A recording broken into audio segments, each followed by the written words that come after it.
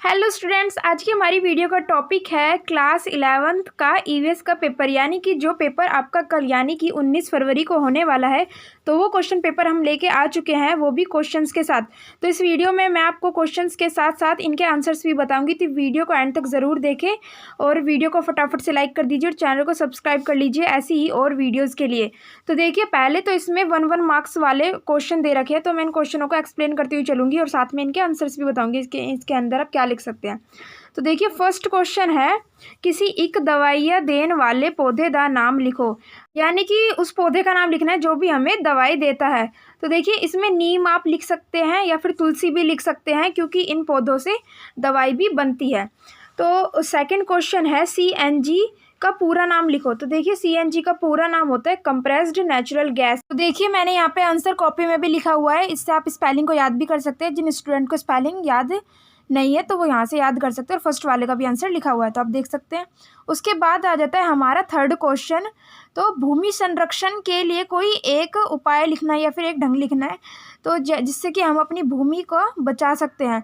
तो इसमें आ जाएगा कि सिंचन या कि सिंचाई और पानी का प्रबंध करके हम भूमि संरक्षण कर सकते हैं। उसके बाद नेक्स्ट आ जाता है कुदरती खाद की है, यानी कि जो नेचुरल मैन्योर होता है वो क्या होता है, या फिर ऑर्गेनिक मैन्योर क्या होता है। तो इसके अंदर आ जाएगा जो भी खाद पेड़ पौधों से बनती है, या फिर जो काऊ डंग होता है, गाय का गोबर होता है, उससे जो खाद बनती है उसको हम कुदरती खाद कहते हैं। देखिए, फिर आता है आपका नेक्स्ट क्वेश्चन, जनसंख्या नू रोकन लई कोई एक विधि लिखो।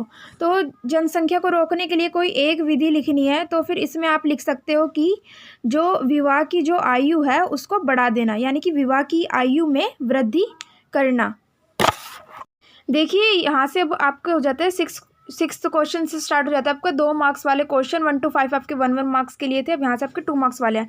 तो सिक्स्थ क्वेश्चन है आपका कि पौधों की कोई आर्थिक सहायता के लिए कोई 2 पहलू लिखने हैं। तो ठीक है, तो आप इसमें 2 पॉइंट लिख देंगे। एक तो ये कि प्लांट हमें लकड़ियाँ देते हैं, ठीक है, और दूसरा आप ये लिख सकते हैं कि प्लांट हमें या फिर पौधे हमें ऑक्सीजन देते हैं, या फिर हमारे लिए दवाइयाँ बनती है उनसे, ठीक है। तो 7th क्वेश्चन है आपका, वातावरणीय प्रबंधक दिया पहुंचा दे चर्चा करो। यानी कि जो पर्यावरण प्रबंधक है उनकी पहुंचों की चर्चा करना है। तो इसमें आपको बताना है कि जो पर्यावरण या फिर वातावरण प्रबंधक है वो क्या काम करती है। तो वो हमारे आसपास पेड़ पौधों की रक्षा करती है, हमें शुद्ध वातावरण देने के लिए वो हर एक प्रयास करती है।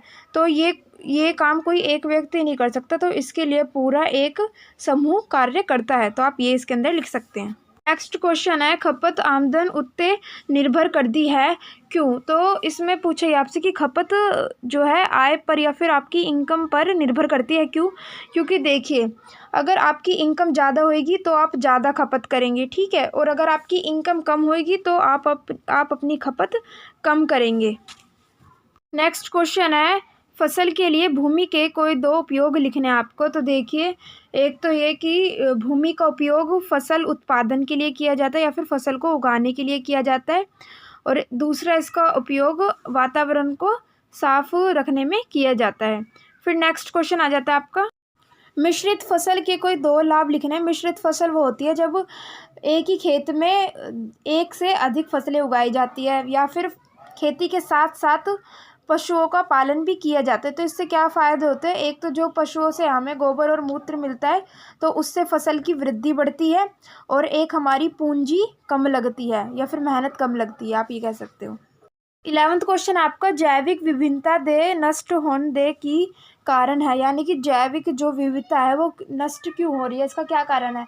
तो एक तो आप लिख सकते हैं कि वनों की कटाई, ठीक है, क्योंकि जंगलों की जो कटाई हो रही है तो उससे भी ये प्रजातियाँ नष्ट हो रही है। और एक आप ये लिख सकते हो कि जो है मनुष्य आजकल फैक्ट्रियाँ वगैरह ज़्यादा खुल गई है, जिससे पोल्यूशन बहुत ज़्यादा होता है, तो उससे भी वे नष्ट हो रही हैं।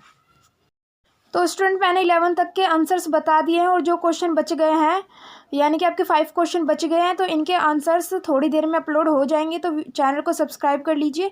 अगर आपका किसी क्वेश्चन में डाउट है तो वो भी आप हमें कमेंट करके बता सकते हैं। वीडियो को लाइक कर दीजिए अगर वीडियो अच्छी लगी हो तो। Thanks for watching.